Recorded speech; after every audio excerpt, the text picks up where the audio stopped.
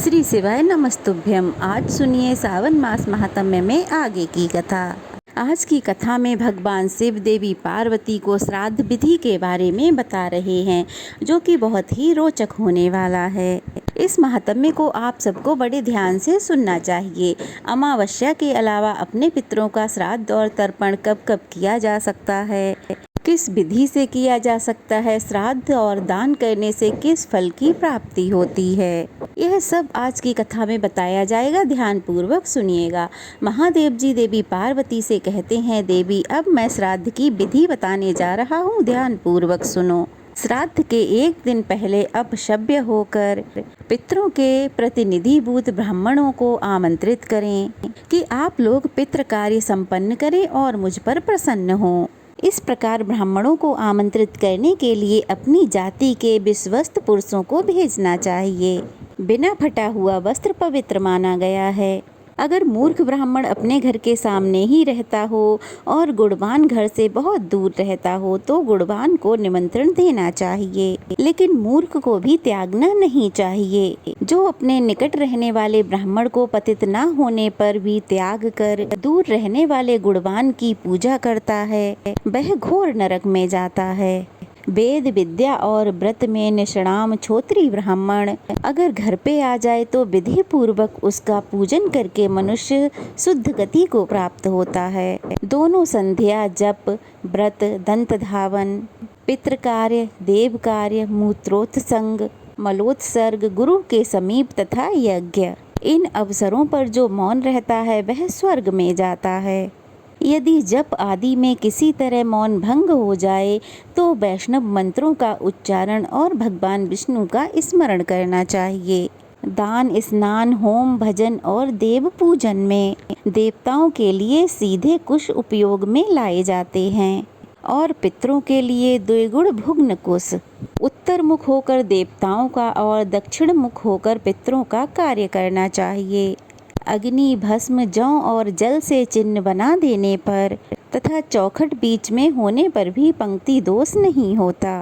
इष्ट श्राद्ध में क्रतु और दक्ष, वृद्धि श्राद्ध में सत्य और वसु, नैमित्तिक श्राद्ध में काल और काम, काम्य श्राद्ध में अध्व और विरोचन तथा पार्वण श्राद्ध में पुरुरवा और आरवर नाम के विश्व देवों का आवाहन और पूजन बताया गया है। पलाश के पत्ते में श्राद्ध करने से ब्रह्म तेज की वृद्धि होती है। पीपल के पत्ते में श्राद्ध भोजन करने वाला राजाओं का मान्य होता है। पाकड़ के पत्ते में श्राद्ध भोजन करने से सब भूतों पर प्रभुत्व प्राप्त होता है। बट के पत्ते में भोजन करने से पुष्टि, प्रजा, वृद्धि, प्रज्ञा, धृति और स्मृति की प्राप्ति होती है। गंभारी का पत्ता राक्षसों का नाश करने वाला और यशोदायक होता है। महुए के पत्ते में भोजन करने से उत्तम भाग्य प्राप्त होता है। अर्जुन वृक्ष के पत्तों में श्राद्ध करने वाला सब अभीष्ट वस्तुओं को प्राप्त कर लेता है। मदार के पत्ते में श्राद्ध करने से उत्तम कांति और प्रकाश की प्राप्ति होती है। बांस के पात्र में श्राद्ध करने वाले पुरुष के बाग, खेत, पोखरे और बगीचे में सदैव मेघ पानी बरसाते हैं। सोने चांदी के बर्तनों में श्राद्ध करने से पूर्वोक्त सभी पत्तों के फलों की प्राप्ति होती है। पलाश, अर्जुन, बट, पाकड़, पीपल, कटाय, गूलर, बिल्व और चंदन यह यज्ञ संबंधी वृक्ष हैं। सरल, देवदार, साखू, खैर ये वृक्ष संविदा के लिए उपयुक्त हैं। श्लेष्य, मातक, नक्तमाल, कैथ, सेमल, नींबू और बहेड़ा यह वृक्ष श्राद्ध कर्म में निंदित हैं। इन वृक्षों का प्रयोग श्राद्ध में नहीं करना चाहिए। जहाँ अनिष्ट शब्द सुनाई पड़ते हों, जो बहुत रूखी और जीव जंतुओं से भरी हुई हो तथा जहाँ दुर्गंध फैल रही हो, ऐसी भूमि को सदा श्राद्ध कर्म के लिए त्याग दें। अंग, बंग, कलिंग, सिंधु तट तथा जहाँ आश्रम, धर्म, वर्ण नष्ट हो गए हों, ऐसे देश यत्न पूर्वक श्राद्ध कर्म में त्याग देने योग्य हैं। देवी, ब्राह्मण, सतयुग, क्षत्रिय, नेता, वैश्य, द्वापर और शूद्र कलयुग माना गया है। विद्वान पुरुष शुक्ल पक्ष के पूर्वाहन और कृष्ण पक्ष के अपराहन में श्राद्ध करे। पितृ कार्य में रत्नी बराबर कुश श्रेष्ठ माने गए हैं और रत्नी कहते हैं कोहनी से लेकर कनिष्ठिका अंगुली तक के माप को। मूल के पास से कटे हुए कुश बेदी पर आस्तरण करने के लिए उपयुक्त होते हैं। इसी प्रकार सांबा, तिन्नी और दूर्वा भी श्रेष्ठ माने गए हैं। कुश सदैव पवित्र तथा श्राद्ध कर्म में आदरणीय हैं। ऐश्वर्य की इच्छा रखने वाले पुरुष को उन कुशों पर ही पिंडदान करना चाहिए। ब्राह्मणों को श्रद्धा पूर्वक गरम गरम अन्न भोजन कराना चाहिए। फल फूल और पेय पदार्थों को ठंडा ही दें। जो स्नेहवश ब्राह्मण के हाथ में नमक या व्यंजन परोसता है या फिर लोहे के पात्र से परोसता है, उस भोजन को राक्षस खाते हैं। पितर उसे ग्रहण नहीं करते। ब्राह्मणों के पात्र में चुपचाप अन्न परोसकर संकल्प करना चाहिए। करछुल आदि में जो अन्न हो उससे उनका संबंध नहीं रहना चाहिए। जो ब्राह्मण सुअर की तरह पात्र में मुंह लगाकर चप चप करते हुए खाता है अथवा जो हाथ में ही भोजन रखकर उसी में मुंह लगाता है तथा जो भोजन के समय बातचीत करता है, उसके खाए हुए अन्न को भी पितर ग्रहण नहीं करते। 2 वर्ष के बछड़े के मुंह में जो सुख पूर्वक समा सके उतने ही बड़े पिंड बनाने चाहिए, ऐसा व्यास जी का कहना है। स्त्री श्राद्ध के पात्र को ना हटाए। ज्ञान रहित तथा वृद्ध पुरुष भी भोजन पात्र को ना हटाएं। स्वयं पुत्र ही आकर पिता के श्राद्ध में उच्चिष्ट पात्रों को उठाए। उच्चिष्ट यानी कि जो बचा हुआ भोजन है उनके पात्रों को। 3 पिंडों में से एक को तो जल में डुबो दें, दूसरा पत्नी को दें और तीसरे का अग्नि में होम कर दें। इस प्रकार पिंडों की ये त्रिविध गति है। पितृ श्राद्ध में सामवेदी ब्राह्मण को, वैश्वदेव श्राद्ध में वैष्णव को, पुष्टि कर्म में अर्धवयु अर्थात यजुर्वेदी को और शांति कर्म में अथर्ववेदी ब्राह्मणों को भोजन कराना चाहिए। दैव श्राद्ध में 2 अथर्ववेदी ब्राह्मणों को पूर्व दिशा की ओर मुंह करके बिठाना चाहिए और पिता के श्राद्ध में ऋग्वेदी, यजुर्वेदी तथा सामवेदी इन तीनों ब्राह्मणों को उत्तर ऋचा की ओर मुंह करके बिठाना चाहिए। चमेली, बेला तथा श्वेत जूही फूलों का श्राद्ध में सदा ही उपयोग करें। जल से प्राप्त हुए सभी तरह के फूल और चंपा का फूल भी श्राद्ध में उचित है। महुआ, हींग, कपूर, मिर्च, गुड़, सेंधा नमक और चांदी यह श्राद्ध में उत्तम माने जाते हैं। ब्राह्मण, कंबल, गऊ, सूर्य, अग्नि, अतिथि, तिल, दर्भ और विहित काल ये 9 कुतुब माने गए हैं। रजस्वला स्त्री चौथे दिन स्नान करके शुद्ध होती है, किंतु दैव कार्य और पितर कार्य के लिए वह 5वें दिन शुद्ध मानी जाती है। धन तथा ब्राह्मण के अभाव में, परदेश में तथा पुत्र जन्म के समय अथवा जिसकी पत्नी रजस्वला हो वह आम श्राद्ध करे। वह कच्चा अन्न ही दे दे, पका हुआ भोजन ना परोसे। सब भाइयों में सलाह करके बिना बटे हुए धन से जो ज्येष्ठ भाई ने श्राद्ध किया हो वह सबके द्वारा किया हुआ माना जाता है। हर वर्ष माता पिता की क्षया तिथि को जो श्राद्ध किया जाता है वह मलमास में कभी नहीं करना चाहिए, ऐसा व्यास जी का वचन है। गर्भ में, ऋण लेने देने के व्यवहार में, प्रेत कर्म में, मृत्यु में, मासिक श्राद्ध में तथा वार्षिक श्राद्ध में मलमास की गणना कभी नहीं की जाती। विवाह आदि के अवसरों पर सौर मास, पूजन आदि में सावन मास तथा वार्षिक श्राद्ध और पितृ कार्य में चांद्र मास उत्तम माना गया है। जिस राशि में सूर्य के स्थित रहते समय ब्राह्मण, क्षत्रिय और वैष्णव की मृत्यु हो जाती है, उसी राशि में मृत्यु तिथि पर पितृकर्म करना चाहिए। इंद्रयाग, देवयाग, 10 पौष मास तथा आग्रायण कार्य मलमास में भी करने योग्य हैं। सभी नित्य नैमित्तिक कार्य को मलमास में यत्न पूर्वक करना चाहिए। इसी प्रकार तीर्थ स्नान, गज छाया स्नान और प्रेत श्राद्ध भी मलमास में करना चाहिए।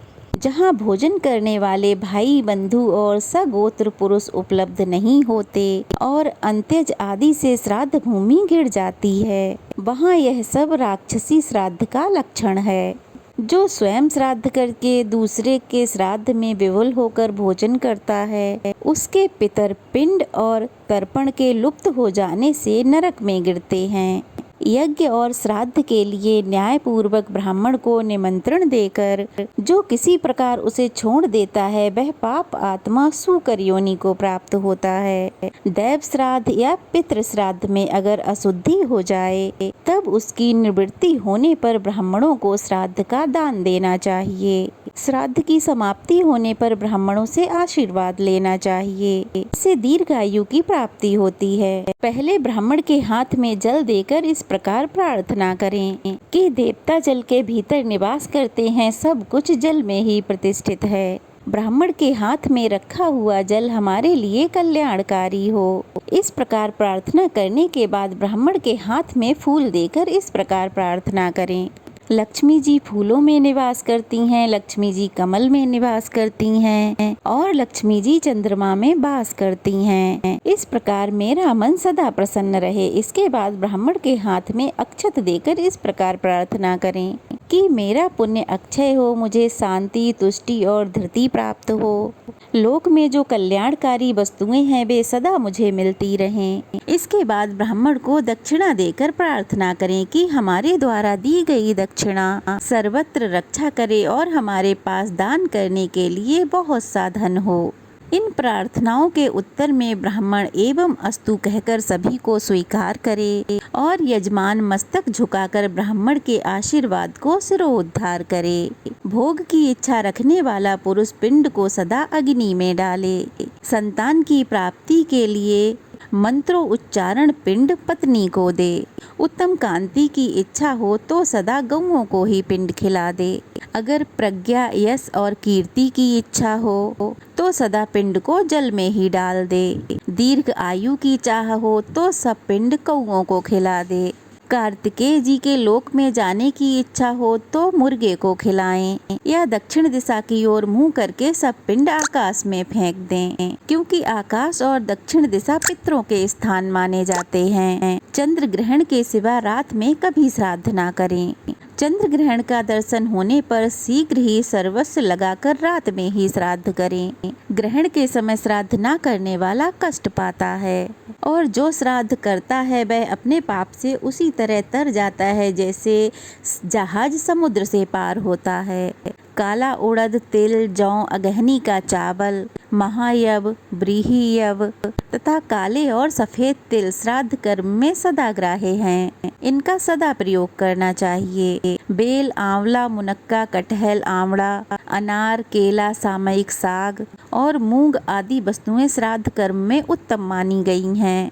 मसूर, सौंफ और कुसुम्ब के फूल श्रद्धा में सदैव वर्जित हैं। लहसुन, गाजर, प्याज, पिंड मूल, मूरत और बड़ी मूली यह सब श्राद्ध में वर्जित हैं। इनका प्रयोग कभी ना करें। इनके संपर्क से श्राद्ध व्यर्थ हो जाता है और दाता नरक में पड़ता है। प्रातः काल से लेकर संध्या तक 15 मुहूर्त होते हैं। इनमें 3 मुहूर्त का प्रातः काल, 3 मुहूर्त का संगम काल, 3 मुहूर्त का मध्याह्न काल, फिर उतने का ही अपराह्न काल तथा शेष 3 मुहूर्त का सायं काल माना जाता है। यही 5वां दिनांश है। प्रातः काल से लेकर रोहिणी मुहूर्त तक मनुष्य श्राद्ध करे। रोहिणी मुहूर्त का उल्लंघन ना करे। दिन के 8वें मुहूर्त को कुतब और 9वें को रोहिण कहते हैं। एकोदिष्ट श्राद्ध मध्याह्न में करना चाहिए। केवल जात कर्म संस्कार के समय उसे प्रातः काल किया जा सकता है। पितरों के लिए पृथक और विश्वदेव के लिए पृथक पृथक श्राद्ध करें।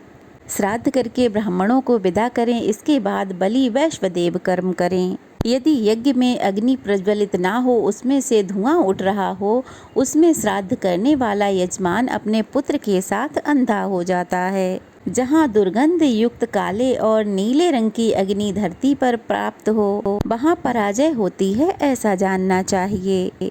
जिसमें लपटें उठ रही हों, जो सोने जैसी पीली दिखाई देती हो तथा दैदिव्यमान हो रही हो, जिसकी लपट प्रदक्षिण भाव से उठ रही हो, वह अग्नि संपूर्ण कर्मों को सिद्ध करने वाली होती है। चंदन, अगरू, तमाल, खस, पद्मक, धूप, गुग्गल तथा लोहबान यह धूप श्रेष्ठ मानी गई है। कमल, उत्पल, सुगंधित फूल तथा श्वेत रंग के पुष्प श्राद्ध में श्रेष्ठ माने गए हैं। जौ, सुमना, झिंटी, रक्तक और कुरंटक ये सभी फूल श्राद्ध कर्म में वर्जित हैं।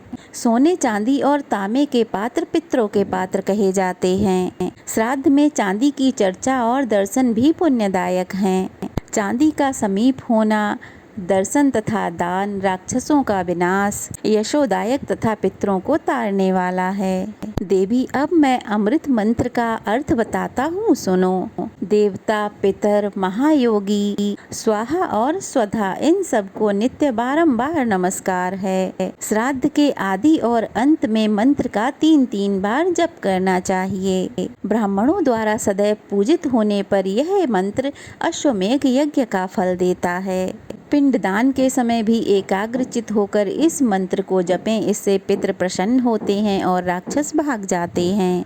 अब मैं सप्तार्चिस स्तोत्र कहता हूँ। जो मूर्ति रहित तथा मूर्तिमान हैं, जिनका तेज सब ओर उदीप्त है और जो सर्वज्ञ, व्यापक और दिव्य दृष्टि वाले हैं, उन पितरों को मैं नमस्कार करता हूँ। जो इंद्र आदि सब देवताओं, दक्ष तथा कश्यप के भी नेता हैं, सप्त ऋषियों तथा पितरों के भी नायक हैं, सबकी अभिलाषा पूर्ण करने वाले उन पितरों को मैं नमस्कार करता हूँ। जो मनु आदि सब मनुष्यों तथा सूर्य और चंद्रमा के भी माननीय पितर हैं, उन सबको मैं हाथ जोड़कर प्रणाम करता हूँ। जो नक्षत्रों, ग्रहों, वायु, आकाश, अग्नि और पृथ्वी के भी देवता हैं, उन सबको मैं नमस्कार करता हूँ। सातों लोकों में रहने वाले सातों पितरों को नमस्कार है, नमस्कार है। योग दृष्टि वाले स्वयंभू ब्रह्मा जी को नमस्कार करता हूँ। यह स्तोत्र ब्रह्म ऋषि द्वारा पूजित, परम पवित्र तथा समस्त राक्षसों का विनाशक है। इस प्रकार इस स्तोत्र का 3 बार जप करें। जो श्रद्धालु जितेंद्रिय श्रद्धा पूर्वक एकाग्रचित होकर इस स्तोत्र का जप करता है, वह 7 समुद्रों वाली पृथ्वी का एकमात्र राजा होता है। जो श्राद्ध कर्म का नित्य पाठ करता है, वह पंक्ति पावन है। वही 18 विद्याओं का पारंगत विद्वान माना गया है। पितृ लोग प्रसन्न होकर अपनी संतानों को सब कुछ प्रदान करते हैं। हे देवी, इस प्रकार सरस्वती और समुद्र के संगम पर मनुष्य को विधि पूर्वक श्राद्ध करना चाहिए। देवी पार्वती को श्राद्ध की विधि बताकर भगवान शिव कुछ क्षण के लिए मौन हो गए। इससे आगे की कथा आप लोग अगले अध्याय में जरूर सुनिएगा।